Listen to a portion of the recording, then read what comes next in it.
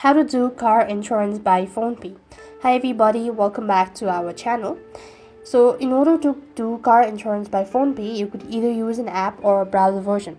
But before you actually get it started on, make sure that you already have a PhonePe app or that you already have an account. So I'm going to use a browser version. So I'm going to simply type in PhonePe car insurance, and then it's going to show you the link as you could see at the top, phonepay.com business insurance. Click on the link.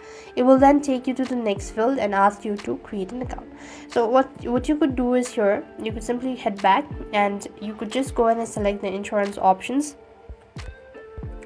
that is available and select the insurance tab and choose a motor insurance, and then you want to enter in the details, enter your car number and proceeding all sort of things.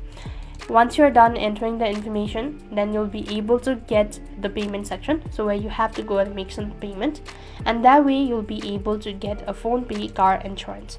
So this is how you'll be able to do car insurance. I hope the video was helpful. Make sure to like, share and subscribe. Thank you for watching. See you in the next video.